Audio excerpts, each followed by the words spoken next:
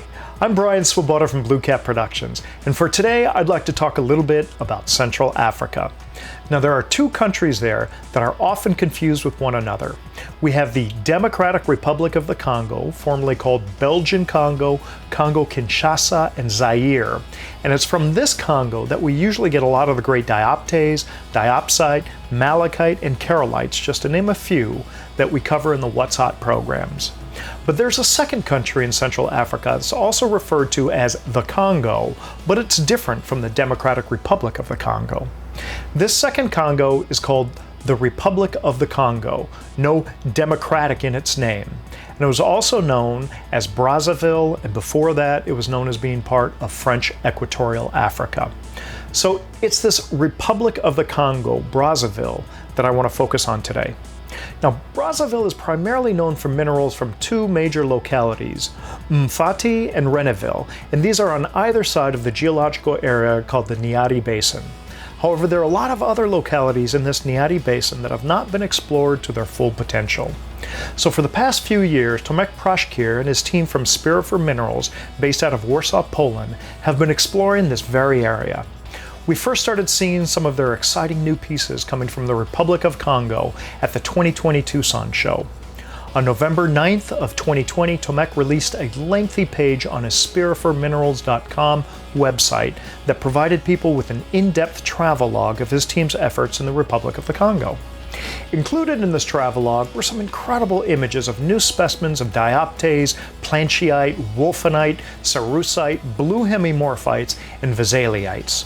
This is really, truly exciting to see new specimens coming from a revived and relatively unknown locale.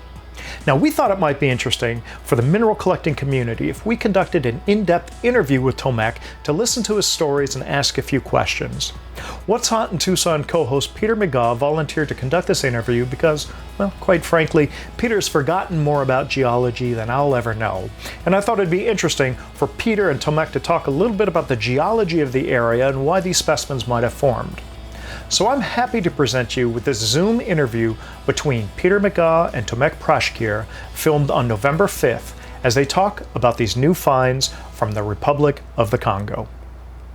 Well, thank you for that introduction, Brian. It's wonderful to be here. It's wonderful to have the group tuning in as we load this up after we talk with Tomek Praszkier a bit about his latest discovery in the wonderful vasaliites and related species that he's bringing to us from Congo. So good to talk to you, Tomek.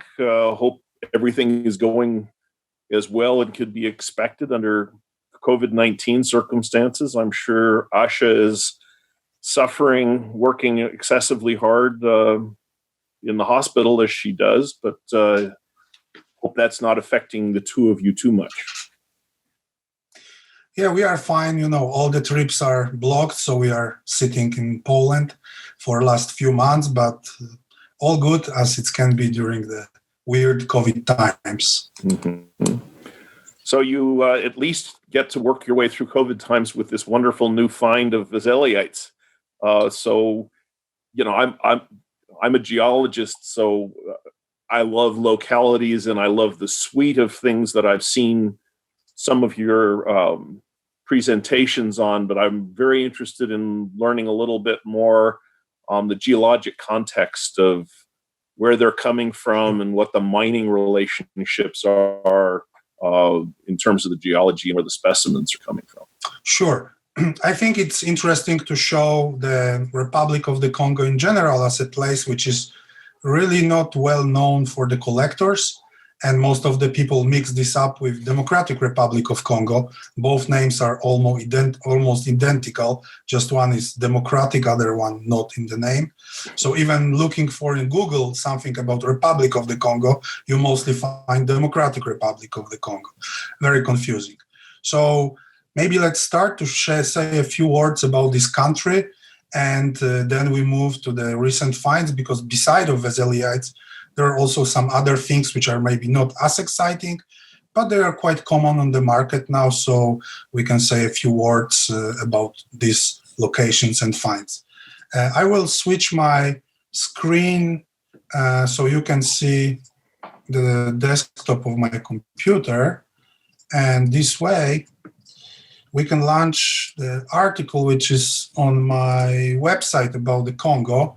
And basing on the photos here, I can tell you the few stories about the recent finds. And I would suggest to say a few words where we go first.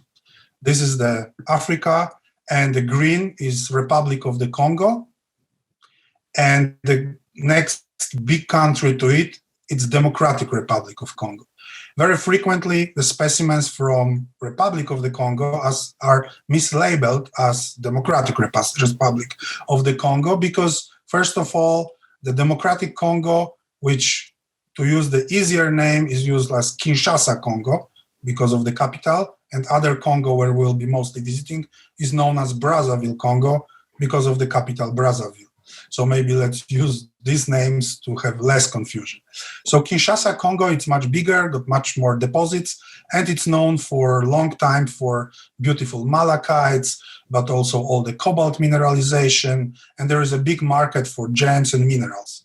So a lot of things from Congo Brazzaville was brought to the Congo Kinshasa and sold there as local production, which is frequently the reason of mislabeling specimens. So we started our adventure in Republic of the Congo a few years ago. I was always very curious to see the famous location in Fati, which is known for all collectors for beautiful, the world's biggest wulfenites and some of the world's best wulfenites and many other species. And during that trip, I realized this area is so rich and so beautiful that it's a shame that no one really works there professionally. And this is how it started. So we will go to Republic of the Congo, mostly to the southern part, shown here with the red dot. This is the map of the Republic of the Congo. The northern part is mostly covered by jungle, rainforest. There is very few roads, very few towns and villages, and most of the economically and important part and most of the people live in south.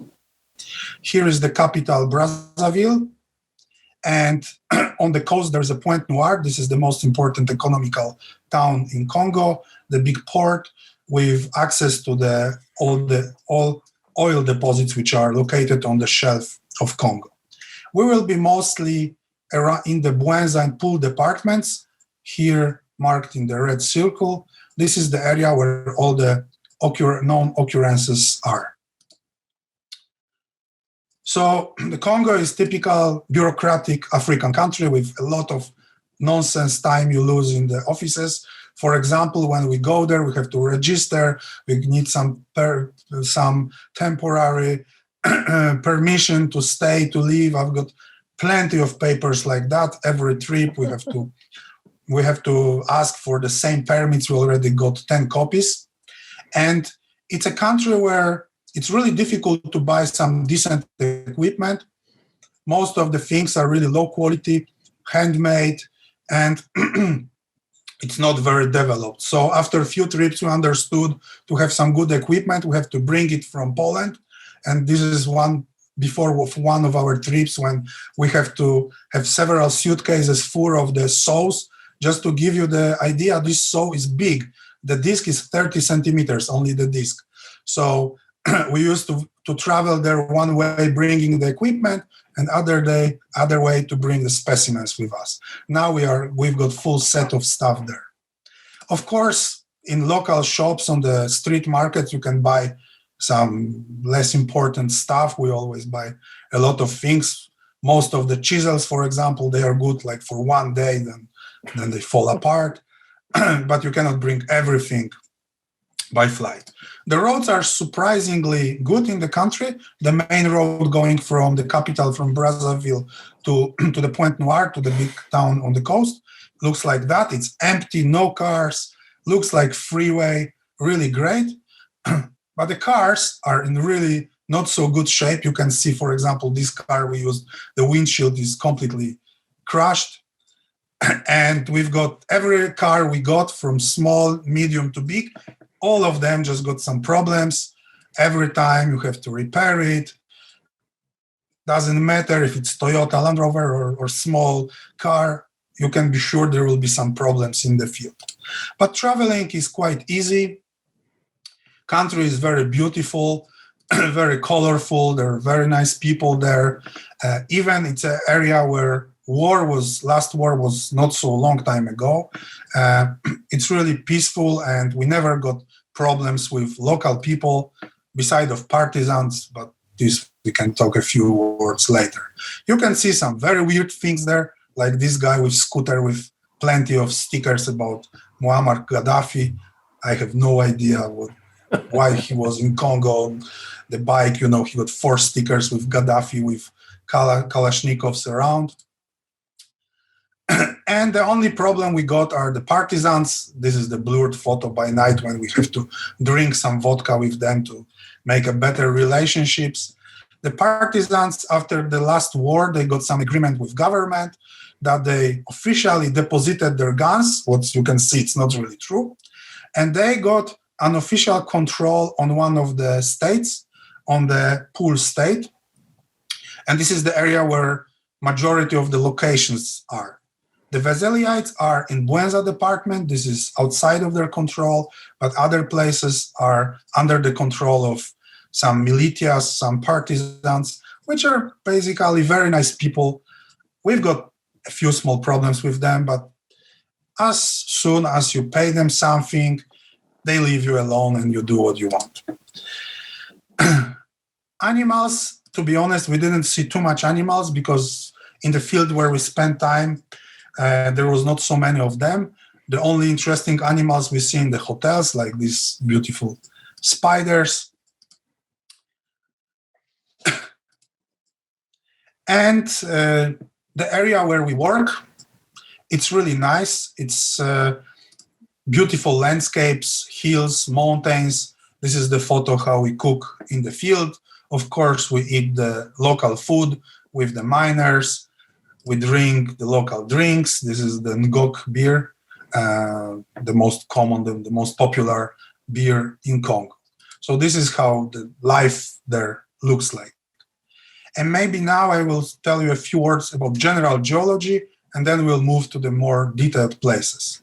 So, Republic of the Congo, it's, as you see, most of the map is yellow color, which means alluvial and recent sediments. This is the area coated by the rainforest and very few outcrops there. In the southern part of the Congo, you've got outcrops of the Proterozoic and Archean rocks. And the area where we will be mostly visiting in our discussion here are marked in the red square here. And it's called Niari Basin, and it's built by sedimentary rocks of Proterozoic age. This is the geological simplified map of the Niari Basin. It's about 100 kilometers distance. On the northeast, we've got Reneville, which is a very known location for dioptas. And moving to southeast, we go to Mfati, Bokosongo. And all these locations are in the sedimentary rocks group, known schistocalcaire group. This is the official name of this group of rocks. And it's mostly limestones, dolomites, some shallow marine sedimentary rocks. And this is how these rocks looks like in the outcrops. Mostly what is easy to see are very hard limestones or dolomites, dolomitized limestones, which are much harder than other rocks, and they form the hills and the interesting rocks which are well visible in the field. So this is also a simplified map of the area. You can see the main units within the schistocalcaire group. This is the border between the two Congos. And the locations, as you can see, the more important locations and deposits are around the big faults. Minduli, Mbasa, Mfati, Hapilo, Bokosongo. These are the biggest deposits of copper, zinc, and lead. and all of them are connected with the fault systems. Here is another map showing the same area on the satellite photo. You can see the most important locations and deposits and towns in the area. The yellow line is a border with the other Congo, with the Congo-Kinshasa. So in general, we'll move from east to west, visiting the more important locations with the finds. So out of curiosity, is there much silver associated with the system? So although silver is present there, I will say a few words in a few minutes about that. The most reason all of the research and exploitation is copper and zinc. Some of the locations are extensively worked, especially in Fati from 20s, with different episodes, with Russians, with French, with Congolese, and most of the work was for zinc and copper. Now, most of the locations which are active are operated by Chinese, and they look for copper. But although you don't find much information in the literature about that, I've got many specimens with native silver. It's not very beautiful. These are like slickened slides coated by thin layers of the native silver. For sure, the silver is present in the system. But I never heard that during the process of the flotation or something, they extract the silver. The main purpose of their work is copper. And most of it is sulfides that they're mining? Yes. So there are different types of the deposits. We will talk a little bit more details when we go to Palabanda, but in general, some of the deposits represents the primary sulfides, like chalcozine, and then you've got the weathering, the areas of the different stage of the weathering of these deposits, and you've got some areas where the cuprite is present with some chrysocolla, and the last stage, almost surface weathering and redeposition of some metals. These are the places where the malachite and azurites are present. So different deposits got different geology, and some of them, like Mpasa, which was the biggest deposit for copper, but is pretty much exploited now and there is no production there. It was the pure chalcozite bodies. And big chalcozite crystals are known there from 40s and 50s, crystals like 5-6 centimeters. This place, unfortunately, is dead. The deposit was exploited pretty much, and this place is not active anymore. And other deposits, which are especially more interesting for mineral specimens, are the ones where in the oxidation zone or carbonatization zone, you've got secondary minerals, such as cuprite and chrysocolla, planchyite, quartz, etc., etc. We will see some examples of this mineralization on the next photos. Let's move again to the photos. So, talking about the more important locations and places which are quite new for the mineral market and mineral hobby, let's start with the Nutola Deposit, known in the literature before as Mubiri. It's a very small deposit, worked in short-term time by Chinese now. Before there was some French making research, and about 2-3 years ago, during the Chinese making some research exploitation, they found very interesting minerals. So first we move to Nutola. This is how the hills coated by the forest looks in Tola. In the center we see added to the mine. It's one underground, one incline, which is going down to the area where on the faults there is some chalcozite mineralization, but also some malachite and dioptase and mimetite mineralization. So during the exploration by Chinese, they start to hit very interesting pockets. This is how the mine camp looks like, not very fancy. Here, the Chinese owner lives and a few of the miners. We took these photos from the drone. This is their main office, let's say. This is my friend Sławek, who worked with me in Congo, and Here we prepare to go underground. We were the first white people visiting this location before specimens from known already on the market, like for 1 or 2 years, from this place were always called Minduli. It's town located maybe 40 minutes, 1 hour drive from there, but we were the first one really to reach the location and to see it. This is the way to the underground workings from the mine camp. And this is the main tunnel going underground. There are pumps, ventilators. It's quite modern for Congo. It was built by French and now used by Chinese. So when we go underground, there are all types of unusual support systems preventing the rocks to fall off. Probably that will not work well in Europe or United States. But if you go deeper, the rock is very solid and there is no problem with security. In upper parts, the mine is pretty dry. There are some great fungi growing there, very unusual shapes. And when we go deeper, the lower parts of the mine are flooded, and only when they pump, they are accessible.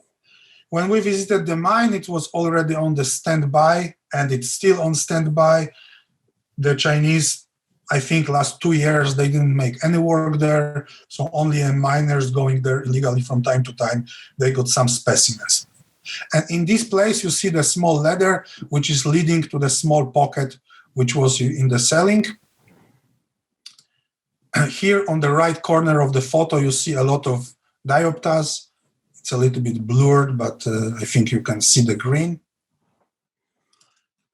And in some places, on the cross section of two faults in the mines, there is a breccia, which is like filled with diopters, mimetite, motramite, and duftite.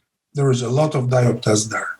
So during the exploitation, when they made some research, they found the pockets. This is one of the pockets. The view here is maybe 20 centimeters. You can see some single diopters crystals, maybe 1 centimeter big. The light green color, olive color, this is the duftite. We made analysis of all these minerals. There were some misleading information saying that there's wolfenite or something like that. All the yellow stuff, this is mimetite. This is how typical specimens from there looks like. You've got yellow mimetite, sometimes in unusual bipyramidal habit with emerald green diopters. Great color combination. This is how the really good specimens from there looks like. It's growing on the gray or white dolomite. Sometimes there is very nice contrast. The yellow dots, this is the mimetite. And recently you can see quite a lot of this material on the market. This specimen I can show you in person. So you've got idea of the scale. So this is one of the better pieces found there, complete. It's a floater overgrown by small diopters around. The background is white dolomite, and there are emerald green diopters all over. The back of it looks like is that a slick inside surface or a solid surface? It's not slick inside, it's just a fragment of the breccia. Oh, okay. It's crack. Mm-hmm. I don't know the proper term for that. Fracture surface. Yeah. These are the typical specimens from there. You can see, as I said, quite a lot of them recently on the market. Yellow mimetite with diopters, it's very unusual association. In fact, you don't see many pieces from other locations like that. So Nutola pieces are very easy to recognize from any other pieces from big Congo, small Congo. This is the close-up photo of one of the big crystals, not so big, maybe 2 centimeters, with the spheroidal aggregates of the mimetite on the white dolomite. But Nutola produced something very unusual. And here you've got example of it. So there was a pocket where there was found a lot of unusual casts, which are reminding the casts of dolomite from Tsumeb. But these casts are made of dioptase. And clearly it was covering some bubbly botryoidal shape mineral, which was not preserved at all. So we can just guess what was that. And in my opinion, there are two possibilities. One is chrysocolla, which is probably, it's got more sense. Not far away from there is a Reneville location where there's a lot of chrysocolla. Other possibility is plancheite. And plancheite is very common in the area. There is a type locality of plancheite, Sanda, which we'll visit soon also during our photo journey. So these unusual casts known from there are after some mysterious botryoidal mineral, but are very unusual because they're made of dioptase and sometimes with mimetite, as you can see here. Some of them are preserved on matrix. You can see the shape of the cast here on the white dolomite. So a lot of that dolomite looks secondary. Any possibility that there were botryoidal surfaces of dolomite and then those have been eaten away as the from behind the dioptase? You know, in this paragenesis, dioptase is growing on the dolomite. So, and mimetite is growing on the dioptase. Of course, there could be, for example, calcite. But botryoidal habit of calcite, it's not very common, especially to have whole crusts. So it could be even malachite, like you've got behind your head on the photo.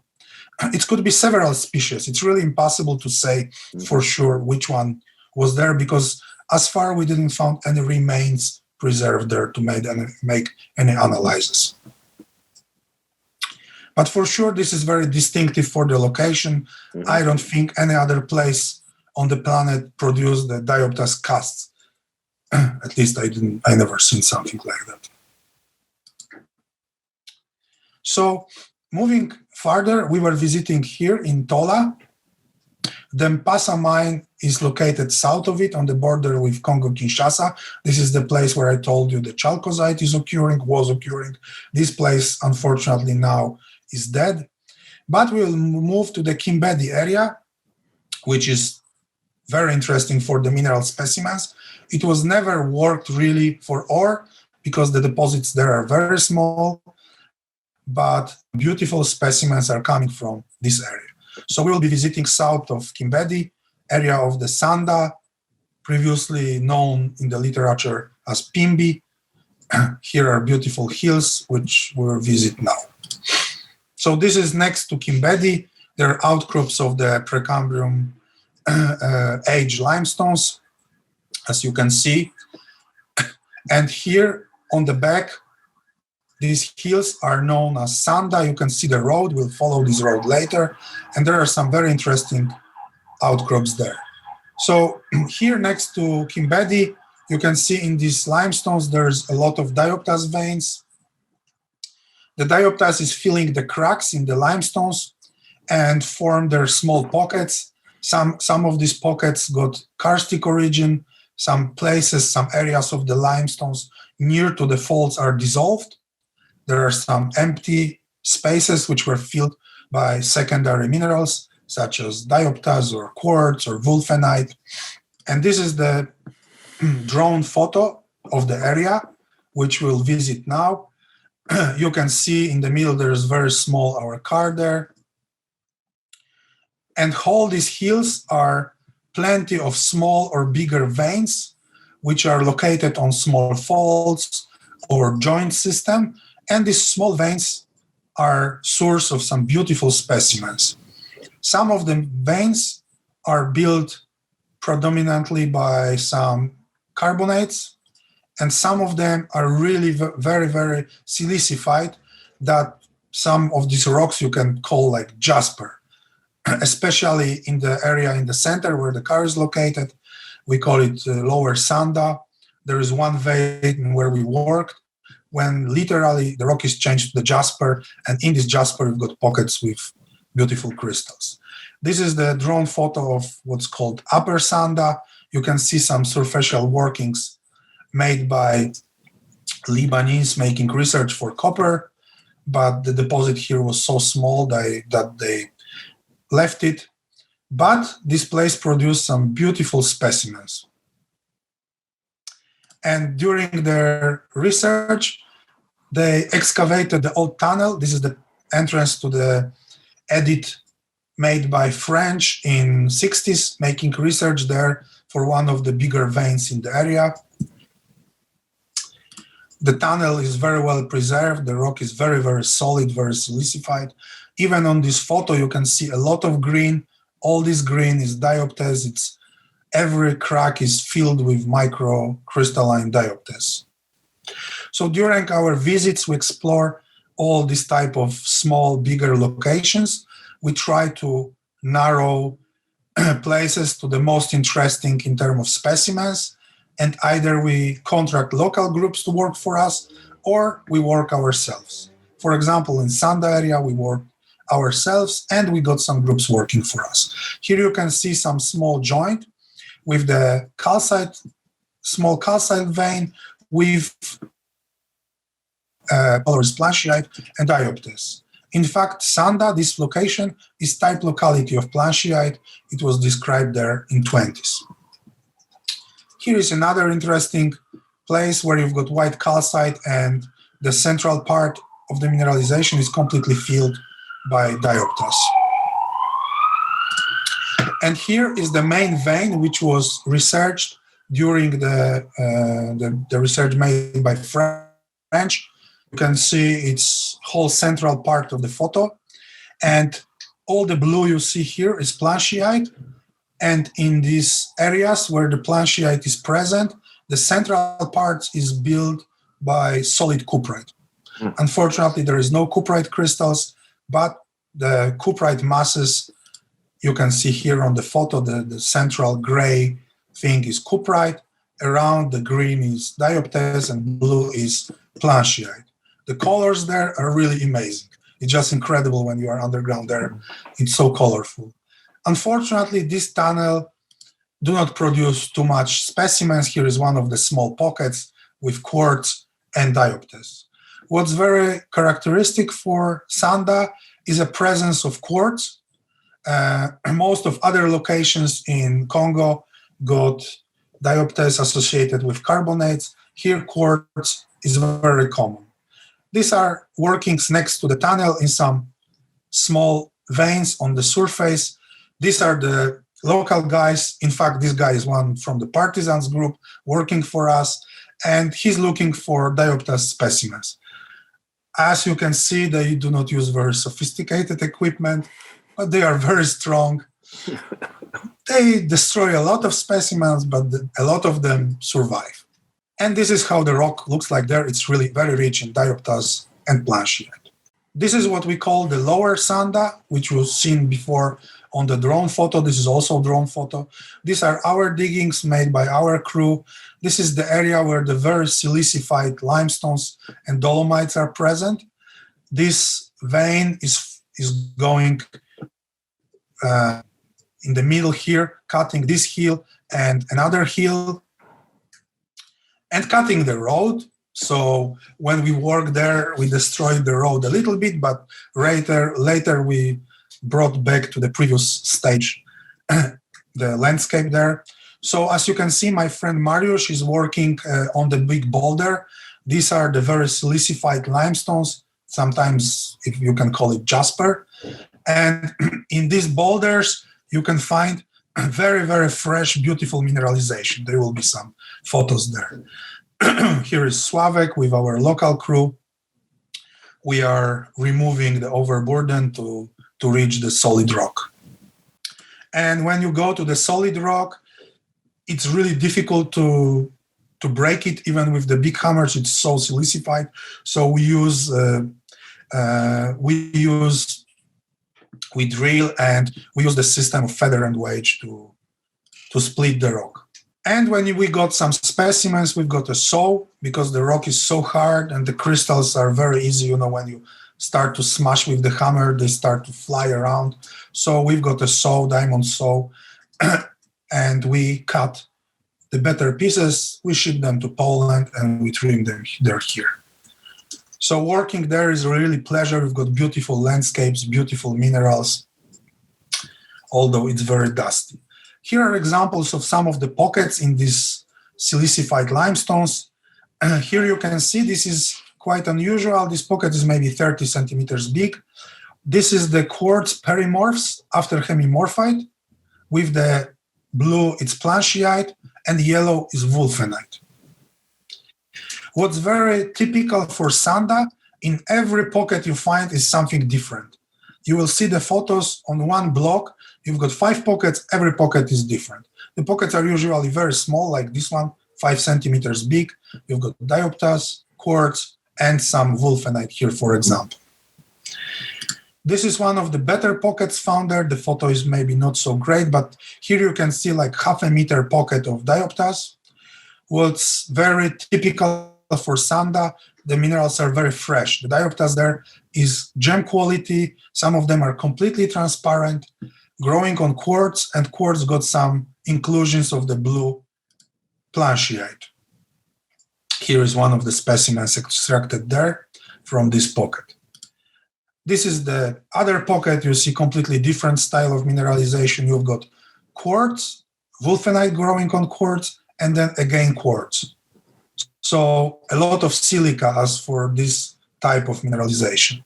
And this is specimen extracted from this pocket. And this is example how mineralization, how diversified is mineralization there. One pocket here, it's got quartz with dioptase.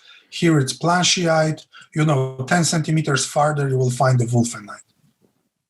Looks like there's wulfenite in that top pocket. It's really varies so much that in one block, there is also cerussite like here. And this is very typical for Sanda. You don't find it in any other location in Congo. Brazaville, this is quartz, which is growing on planchite. And because it's transparent, got beautiful blue color. Then you've got spheroidal light blue planchite and the dioptase around. This is freshly extracted specimen from Sanda. Another example of this type of mineralization. And this is how the best pieces from there looks like. This is still dirty in our, let's say, hotel where we stayed there. It's quartz with big, really clean, sharp dioptase crystals. Sometimes in Sanda you find these quality specimens. They are really, some of them are world class, very, very gemmy and beautiful color and luster. But also Sanda produced some very colorful paragenesis like this one, very bright orange wulfenite with dioptase. We are hoping to find big dioptase with big wulfenite. As far, we found small dioptase with small wulfenite, but in different places we found separately big dioptase and big wulfenite. So we hoped for this year, but because of COVID, we didn't went to Congo this year, but we hope next year we'll find the pockets where both species will be present in bigger crystals. Also, cerussite is present there. As you can see, very nice twin on quartz. Also not very common for cerussite to occur on quartz. And these are specimens which are very sought for. The people loves them because you've got the blue quartz with the dioptase crystals on them. This is the close-up photo. You can see the spheroidal blue inclusions of the planchite in quartz. And another example from different pocket. Ooh. So Sanda is one of the places where we think in future in Congo can bring some great specimens, but it's a difficult place because there is no mines. You have to dig yourself, and it's not easy as always, in some mountains in Africa. It's a lot of effort, but it's a beautiful place and we love it. And here is one of the prizes we got from there. It's beautiful toenail piece, like 3.5 centimeters, something like that. You've got V-shaped cerussite with the cross of dioptase in the center. This is coming from one of the small pockets in Sanda. So it's shows the potential for the future of this location. And here is our happy crew going back after a day of work in the mountains in sand. So other places here, I think people interested in can find on our website. These are some reports from the locations we didn't work yet.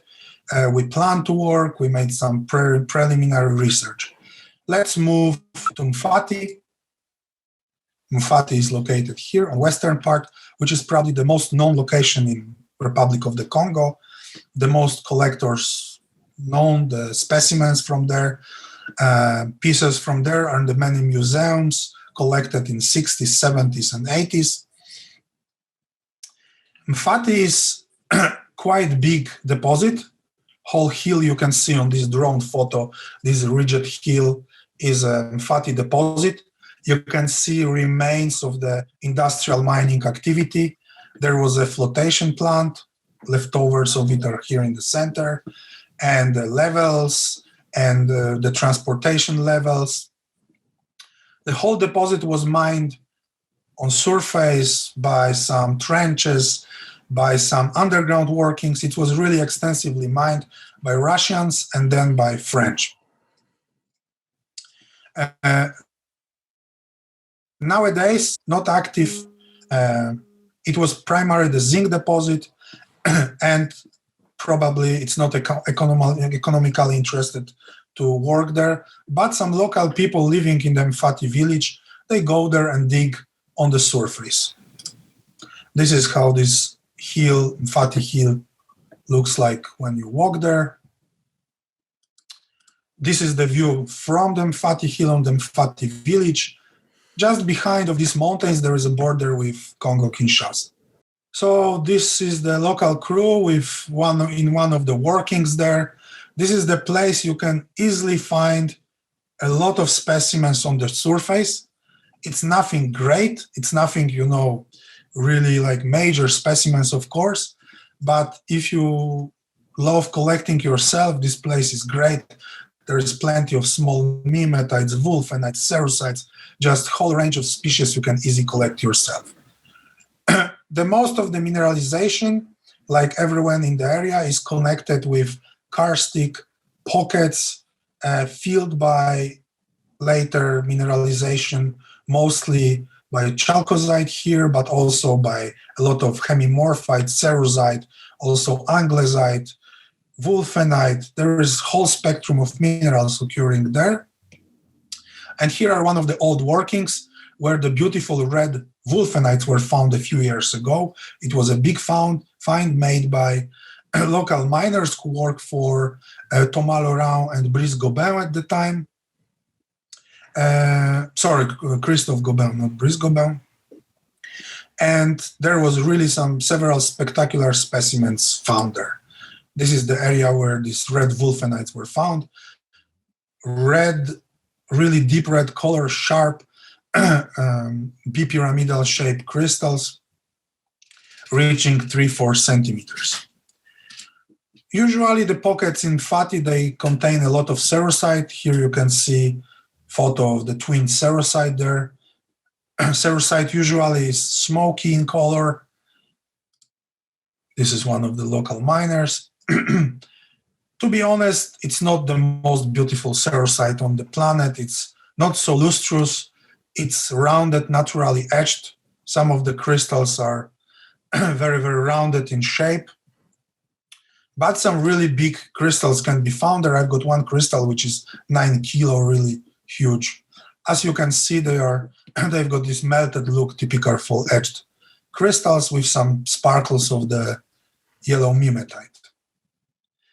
On smaller specimens, sometimes you find better shape. Cerusite, this piece is maybe 5 centimeters big. Cerusite, mimetite on quartz. On other side of the hills, well, the local guys work more extensively now. There is a lot of hemimorphite. We worked there also for some time. There is a mimetite in small pockets. You work there in Gossans, so after a few hours of work, you are all red or black. You can see it's my friends Andrzej and Mariusz, who made several trips with me there. And here they dig the Mimetites, sometimes quite big crystals. So the Mfati deposit nowadays is a source of specimens. There's still quite a lot of stuff coming from there, but there is not much such great specimens as they were coming in 60s and 70s.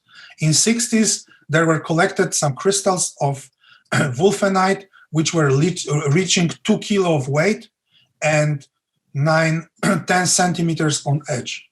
So for sure, the world's biggest wolfenite crystals. Here is a result of the digging in the Hemimorphite vein, Hemimorphite body, maybe that's the better term. You can see the blue Hemimorphite and gray Hemimorphite, sometimes associated with Mimetite. Sometimes the Hemimorphite is really good blue color, here associated with some small cerusites. And here is the photo in our hotel, let's say, the place where we stay. And this is the result of digging in Sanda and Fati, some very colorful specimens.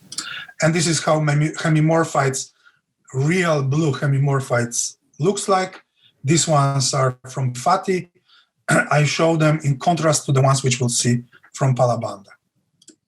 Here is the bluish Hemimorphite with Mimetite. And some smaller, cute cerusites, nice twins. I love that piece. Sometimes with calcite, everything in Gosan.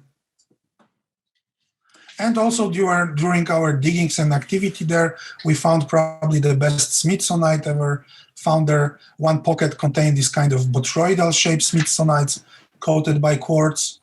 And in other pocket, we found quite well-developed crystals. This is like 2 centimeter big crystal. And there's a lot of oddities, like these are twin cerusites coated by almost whitish green paramorphite growing on quartz. Sometimes you find very highly etched cerusite, as I said before, which is coated partly by paramorphite, forming these unusual green casts. So now we move to the core of our discussion, to the Palabanda deposit. And Palabanda deposit, this is the close-up map comparing with the ones which I showed before. This is the Mfati in the center, the village and the hill.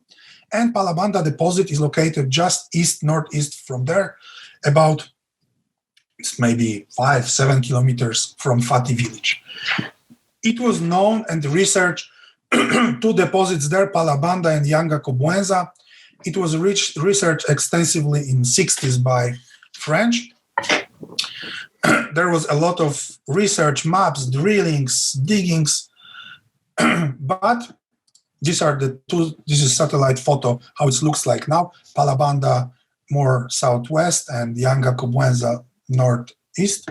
And this is the flotation plant built by Soremi, Chinese Congolese big company, which is operating there now. But all this is very recent. All the research done in 60s was just on the surface, a few drilling, few research shafts. Only in 2015, whole operation started there. Here are the interesting photos to compare. This photo is, I believe it's 2015, January. It's the satellite photo. And this is the same area 2 years later. So whole plant and flotation plant and quarry show up just in 2 years there. This is in 2017. So when they start the digging in Palabanda Quarry, here is another photo, 2015 and 2017. And this is the Palabanda Quarry. This is where the most interesting Veseliites come from. And luckily for us, the deposit was small enough that in 2 years, they removed most of the ore and they left it. And as soon as they left it, the local guys who live not far from there started to go there. And malachite, they need they sell as an ore to some small shops in the area where they buy it just per ton as an copper ore, and later processed, in the plant as a source of copper. Here on the right, this is the view from the Mfati. You can see the Palabanda Quarry marked with arrow. On the bottom of the valley, there is a road going to the Lutete, to the bigger town there. And in the bushes, in these trees, in the middle of the photo, in the center of the photo, there is a small village, Sikaninga. From there, the local people go to this now abandoned quarry to dig for malachite to sell it as an ore. And as they started to dig there, they start to bring us specimens. And first, it was like 3 years ago or 2 years ago, they start to bring us some cerusites with malachite. Some pieces from there were brought to the market like a year ago by me and Christophe Gobin. And these pieces are nice, cute, interesting, but we never thought there will be another type of mineralization following them. So this is how the Palabanda Quarry looks like. Abandoned, there is a huge muddy lake on the bottom, which is during the rain season changing to something it's impossible to cross. It's full of mud. This quarry is pretty small, but it's very, very rich in veins and pockets. This is the photo of the quarry wall. The green star shows the area where the malachite with cerussite occurs, and the blue star shows the area where the hemimorphite occurs. These are the diggings in the malachite zone. The guys are digging at the beginning. These were just local people digging for the malachite, as I said, as an ore. They use very simple tools. Here you can see they make these small rat holes, but you can see a lot of small pockets with malachite. These are needle-shaped malachites.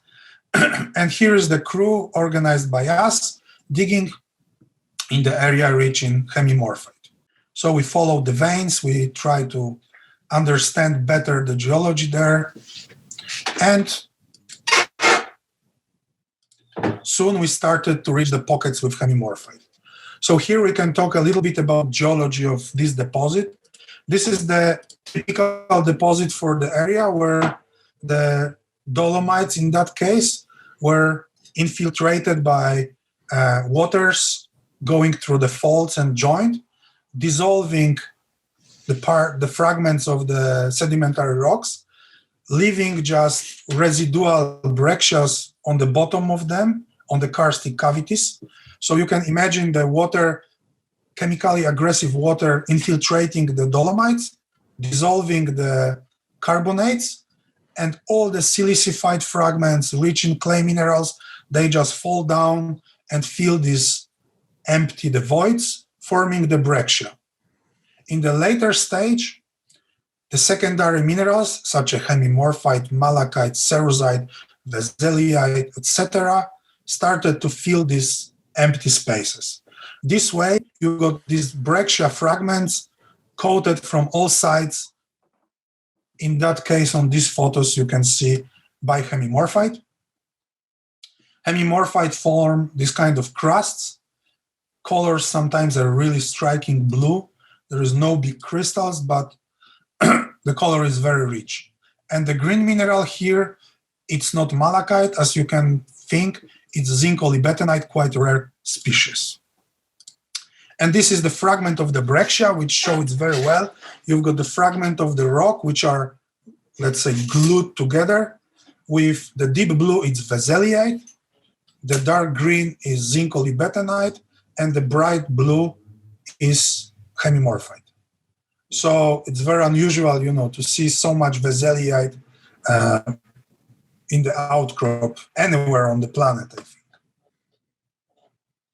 So I don't know, Peter, if you've got any questions. We move to specimens from that point, I think. Here is a good example of the breccia, which is, you see the fragments of the rock, which are glued together by hemimorphite, and the dark blue is veseliite. So the main problem there was that the pockets are mostly very small and all the fragments are interconnected. So when you open them, there is a lot of contacts, and there was several really incredible specimens which unfortunately we have to trim to some smaller pieces because in the middle there was contact with other side of the other fragment of the breccia. And next to this area, there is another area in the same quarry where is quite a lot of auricalcite and smithsonite. I think our viewers can go to our website to read about all the species we found there as far. We also made a lot of analyses. We've got electron microscope photos showing here, for example, auricalcite with smithsonite. And you can find analyses of all of these species we did. And let's move to the most interesting specimens. So there are two types of specimens from two different areas, which I shown before, with two different stars, marked by two different stars. Let's start with Maracaite, with how it looks like freshly removed from the pocket. The white are twinned snowflake-type malachites growing on fibrous cerussite. And you can see these snowflakes of cerussite are very complex. They remain a lot of the tsume ones. They're just much smaller. They reach 1, 2, maximum 3 centimeters. The cerussites can be pretty transparent and glossy. In some cases, it's white and dull. So there are different types of cerussite, but it's always growing on this type of bubbly shape, acicular malachite, what gives very nice contrast. And in this zone, every specimen got the same mineralogy. We didn't find anything beside of cerussite and malachite there. This is the close-up of one of the specimens. You can see the snowflakes on the cerussite growing on the malachite. So let's move to the malachite for 1 second. This is how the malachite looks like in general. I've got most of my photos are when they are both, but many pieces got just malachite. You can see it's, maybe you don't see details too much, but it's fibrous malachite. Some specimens are very fragile. If you touch them, you leave your fingerprints all over. So some of the pieces are very sensitive for the touch. And in another place, in the same quarry, just next to it recently, the guys found this acicular malachites, crystals like 1-2 centimeter big. I assume it's with calcite, but these pieces I never got in my hands, so it's just my guess. So this is the mineralization when you've got malachite with cerussite, and in one place it's occurring together with calcite. So let's go to the most interesting mineralization, hemimorphite with veseliite. Let's start with hemimorphite. As you can see on this photo, some pieces of the hemimorphite are really big. Most of the zone with hemimorphite got just hemimorphite with some micro-secondary minerals with no veseliite. Veseliite was found only one small zone. We talk about that a little bit later. But in general, this area produced a lot of hemimorphite. A lot of it was gray, but many of the pieces were beautiful blue color, the botryoidal shapes. You can see on this photo there is small smithsonite cluster, scalenohedral, rhombohedral smithsonites. This is how blue hemimorphite looks together with veseliite. Sometimes it's formed nice three-dimensional aggregates with very nice colors. And some of the hemimorphites, like here on the edges of the cavity, there is completely white. And other ones are from greenish blue to really blue color. Of course, in the center of the pocket, it's veseliite. We've got some beautiful microscope photographs of these hemimorphites. You can find more of them on our website. And we were lucky to find under electron microscope some really beautifully developed crystals. So let's move to the veseliite, what's the most important part of the find. So as you know, veseliite is a very rare a mineral found in few locations on the planet with the macroscopically visible crystals. The most interesting ones, Vaselite is a phosphate of zinc and copper, just general mineralogical information, and it's monoclinic, and it's found only in few places on the planet where it's formed crystals. Basically, only one of them produce the really good specimens. It's Black Pine Mine in Montana, the world's best crystals, world's biggest crystals, sharp, very well developed in elongated shapes. But more typical than the Montana ones, in fact typical for all other locations, are this type of crystals as shown on this drawing, pseudo-octahedral shape. As I said, it's monoclinic, so it's not really octahedrons, but pseudo-octahedral shaped crystals. And this is how the Vaselite is developed in Palabanda. So we found 3 different habits of Vaselite there. Unfortunately, the sharp, really well-defined crystals were the rarest ones and occurs only in crystals up to maybe 7-8 millimeters. This is one of the examples how these crystals looks like. This one is growing on the blue Hemimorphite. This is the double-terminated pseudo-octahedral Vaselite, also growing on the Hemimorphite. As I said, very few pieces this type were found.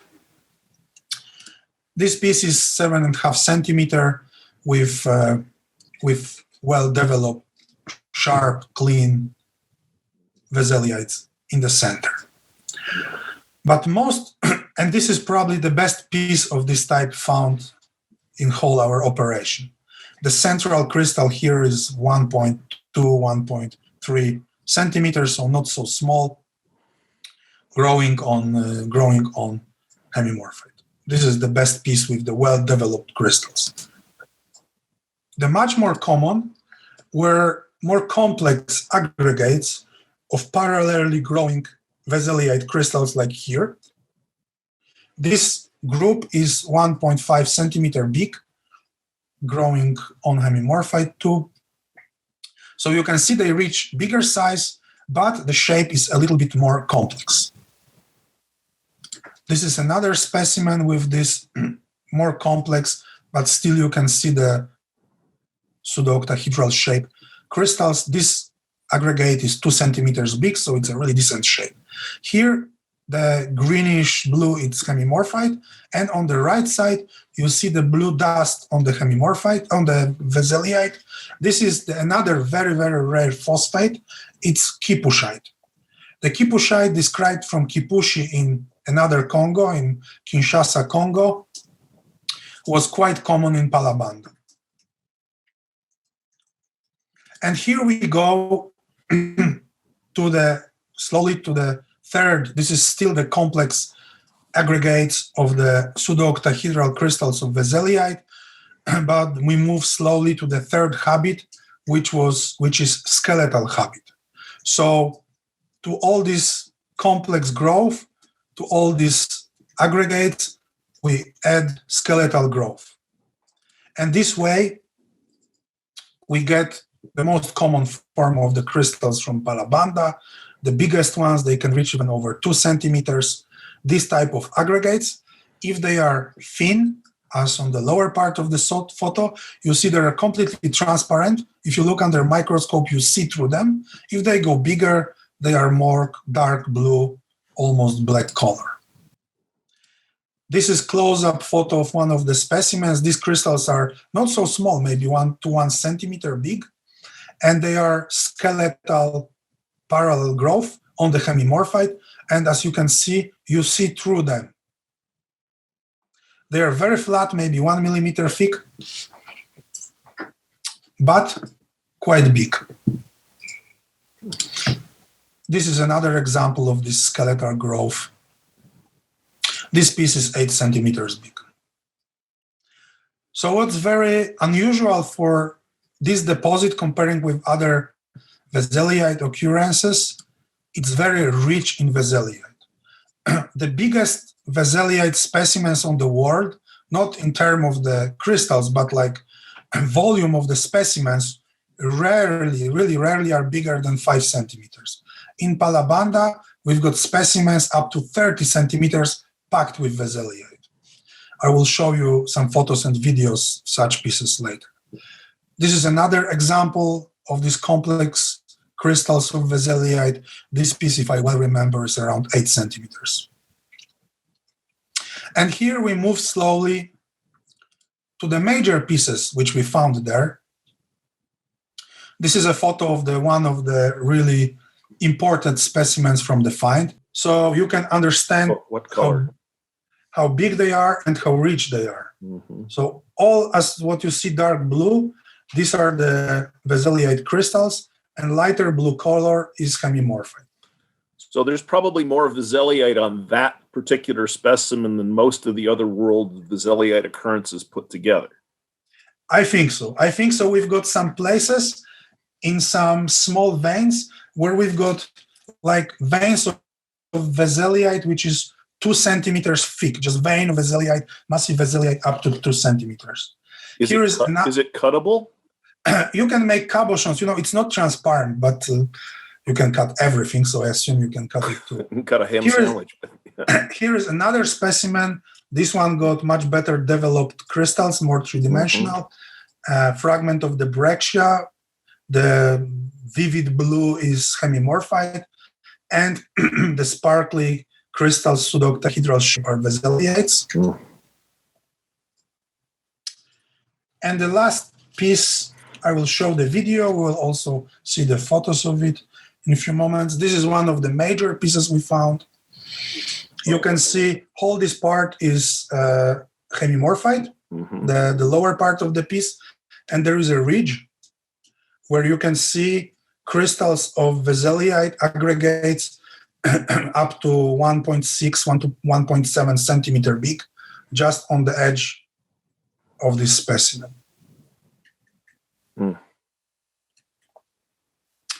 So let's go back to the photos. Here you can see another important specimen from the find. This one was like 18 centimeters, I believe. So really decent size for Vaselite.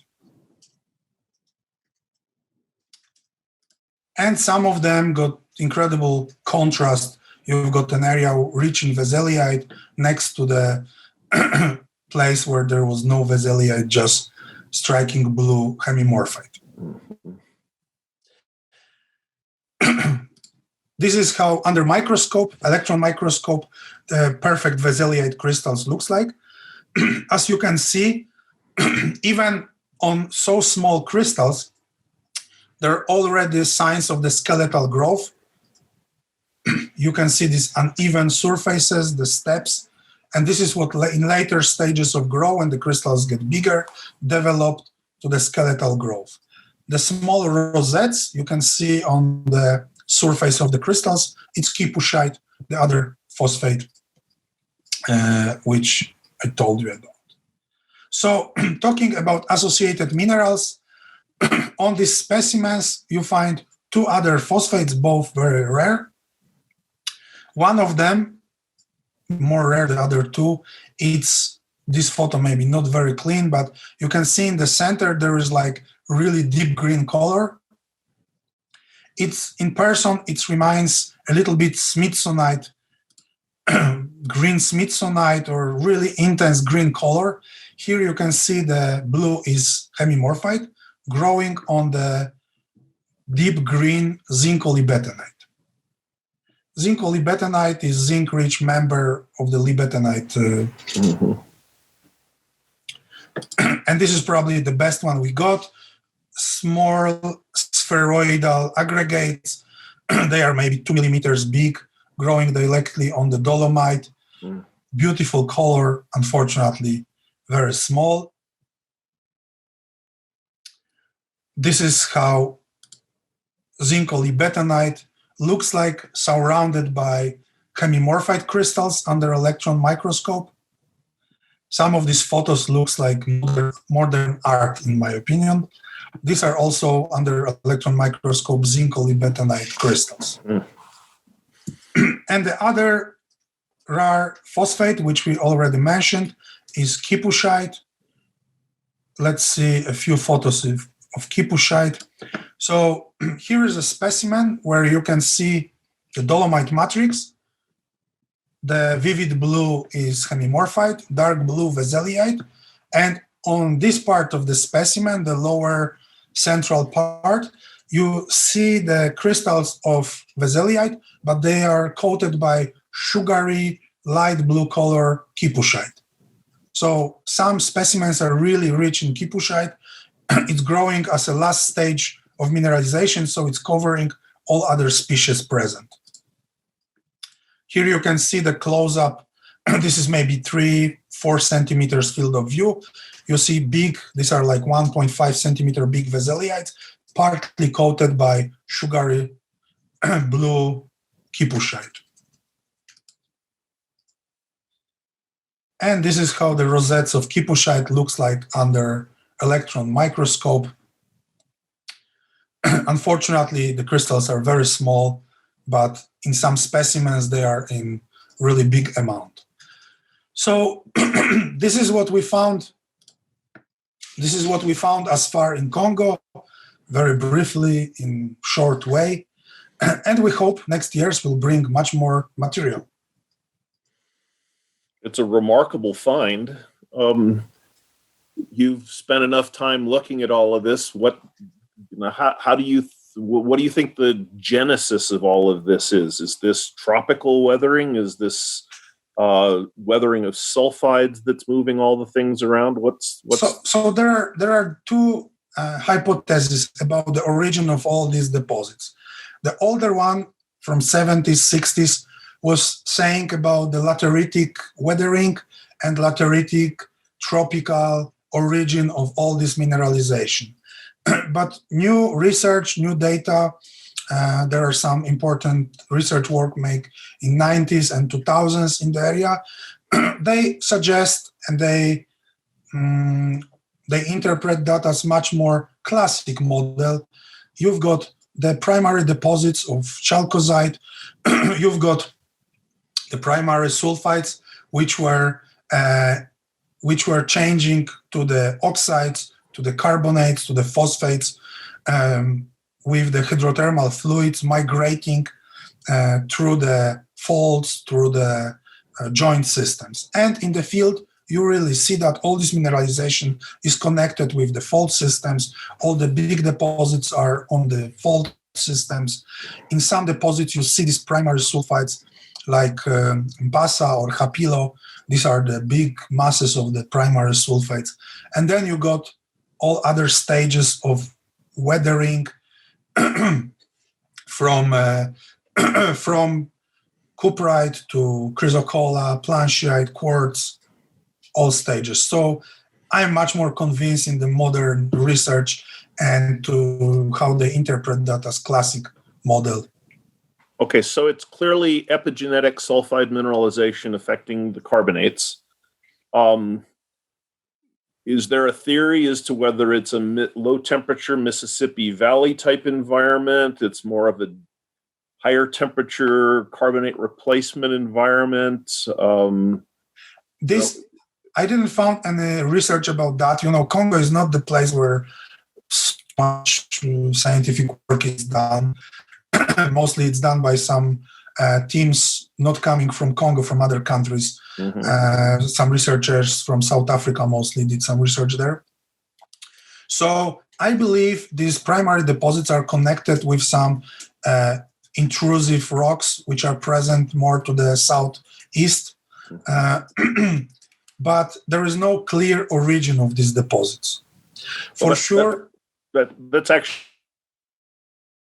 part of why I was asking for content, because if you look at how you move silver around in that kind of environment, it takes fairly high temperature and very acid conditions. So if you've got more than, say, 150 or 200 grams silver showing up in the primary mineralization, it's probably telling you that that would support your hydrothermal magma-related hypothesis. So what in general, putting that in few words, there was primary sulfides connected probably with some intrusive rocks which we don't know about it. At least I don't know about it, more details. And in the next stages, there was hydrothermal system with fluids migrating through the joints and faults, depositing in the weathering conditions some oxides and carbonates and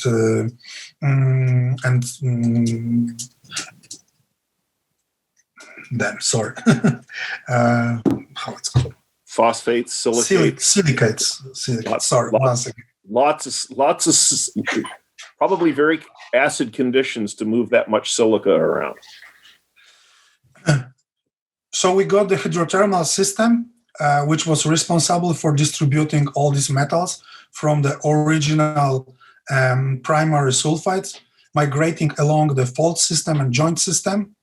Because it was chemically aggressive, it was dissolving some parts of the limestones and carbonates, dolomites, forming the voids, the empty areas, where in second stage, the mineralization such as cuprite, chrysocolla, plancheite, and other species could form. And because of that, we got voids where the crystals could form. And on all that, you've got almost superficial weathering in the tropical climate. For sure, some of the malachites are result of the very, very recent weathering. You can see it's growing even on some dumps, some almost recent malachite coatings and some chrysocolla coatings. Mm-hmm. So I think this is the multi-stage origin. And for us, the most interesting for collectors, it's not what's completely superficial, not the primary sulfides because there was no pockets, but this is what in the middle of the process, the karstic cavities filled with secondary minerals. It's a familiar story, but it's a wonderful example of it and such different mineralogy. And any idea where all the phosphorus came from? I don't know. That there was not much research. You know, we basically look for specimens with some research, but we don't have so much time to make some really scientific, bigger studies on that. Mm-hmm. For sure, this area is very interesting, and it's really very, very few work was done there. In 60s, French were really exploring a lot, but it was all about the industrial, the content of the copper, content of the zinc. So there are great maps, detailed descriptions of the outcrops, all this, but there's one book which is maybe 600 pages about this deposit in Niari Basin, and about origin there's like 5 lines, literally, all these hundreds of pages, descriptions of the drill holes, shafts, everything. There is this and this theory, like literally 5 lines. So it was never properly researched for that, I think. Well, that gives you something to do in your spare time while you're waiting for COVID-19 to pass. There is some interesting part of this story because we found these minerals. We were lucky to got this find in the end of last year, 2019. And the biggest activity was during Tucson 2020. I was stuck in Tucson. I couldn't go, and my friend went there to control all the production and how they dig and what's going on, to do not have everything broken or stolen or whatever. And soon after that, the Vaseline area was done. There was just Hemimorphite, and we wanted to continue digging, but then COVID, shut down everything. So we left our crew there, which was digging for another 3 months there. They found nothing, zero, just Hemimorphite, tons of Hemimorphite, but mostly ugly gray Hemimorphite, and no more Vaseline, no more other interesting phosphates. But using the free time of COVID, we were able, to export that to Poland. It was many, many hundreds of kilograms, process that, and we were planning to show this new find in Denver. But because we cannot go to Denver, we couldn't go to Denver because all the flights to US were stopped and, whole world stopped. We decided to make first in the history of internet, I think, presentation of the new find online, which was quite funny. And we published the article, then we released several hundreds of specimens in the certain date and hour. And our servers were not able to, there was just so much traffic that everything worked really horrible. And people were nervous that they cannot buy specimens because it's working so slow. But it was quite successful at the end, and it was interesting, to have such experience. And it was great for us, in fact, that it came to Poland during the COVID times when we were all blocked here and got plenty of time. Mm-hmm. Well, I'm glad to see you kept a few of the best specimens so you can bring those and show them to the world, at least at Tucson in 2022 when we start to recover from all this mess. I think it's a good idea to show some samples from different locations from Congo with the proper localities so people can easily recognize their specimens from where they come from. I agree completely. I love locality exhibits and the way you've done all this work with systematically working through the different deposits in the area and recognizing the differences between them. That's really important stuff to get documented so that both people can recognize where things are from, but also understand a little better regional variation and variations on a theme. I think it's really nice work. Thank you. I will be happy to do that for Tucson. Hopefully next year. Let's hope Not so. next year, 2 years, in fact. It's only 14 months now. Let's try to be. We got our fingers crossed on that one. So to close the Congo topic, our plan was for this year, we've got some incredible plans. We've got several spots where we wanted to dig. We got agreements. We plan to spend 6 months in the field, the dry season. Almost whole dry season, my crew, with shifts, with me, going, digging, and all that. And we didn't went to Congo at all because of the COVID. So hopefully we'll go back there next year. There is many, many places which were never properly, researched. There are areas where no one collected. And I think there is a potential for many new interesting things. Beside of diopters, which is very common there, I believe there is another more interesting species to be found. So that's a question somebody might ask is the concentration of dioptase in that belt from Reneville all the way through the area you're working in is probably the world's largest concentration of dioptase. But if you look in Kakovelt area, for example, it's very similar. Mm-hmm. You've got shatukite instead of planchite, but it's very similar mineral. Yeah. You've got quartz, you've got some wulfenites, you've got some cerusites.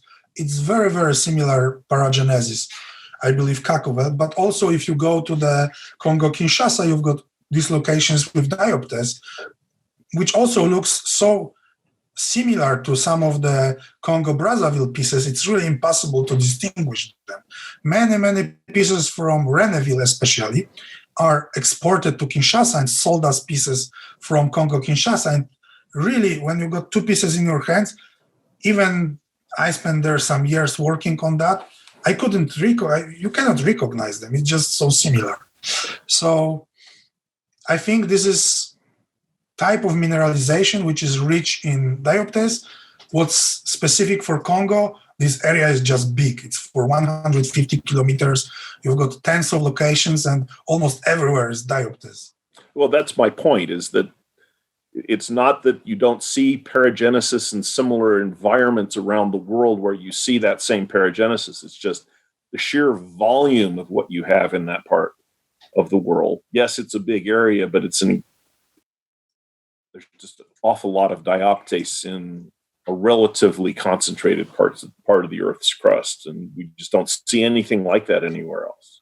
See smaller occurrences, but something special happened there to do that.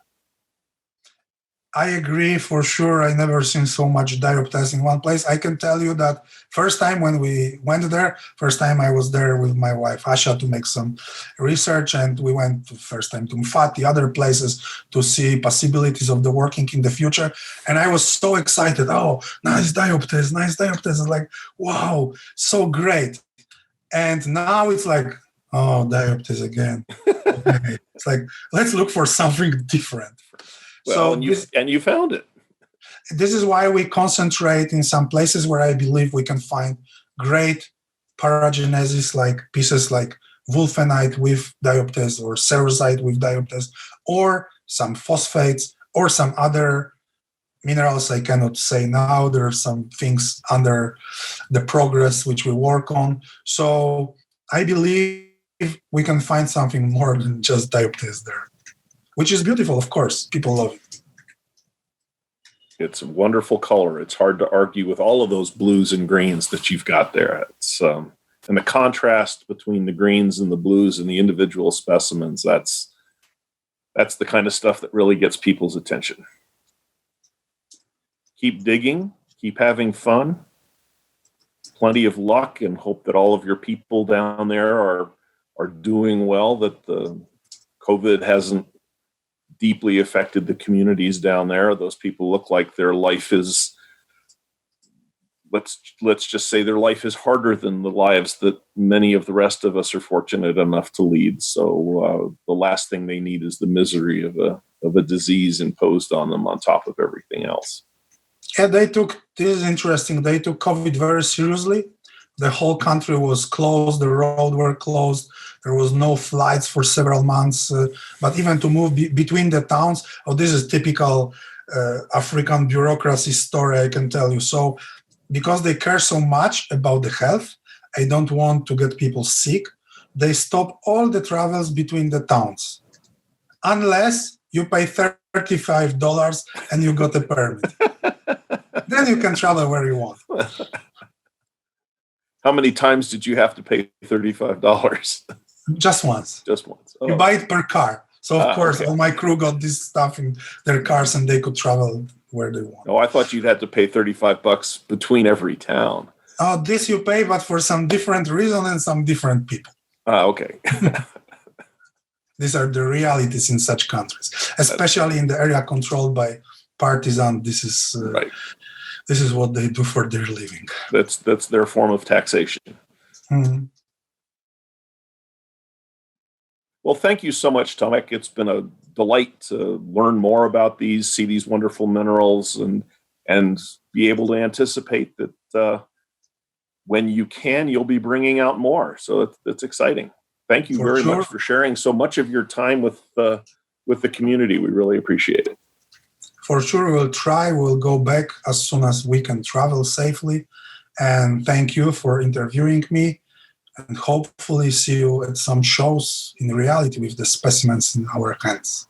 And maybe a cold beer or some of that wonderful honey vodka that you bring from home. Of course. Thank you very much, Peter. Thank you, Tomek. And say thanks to Asha in the background, too.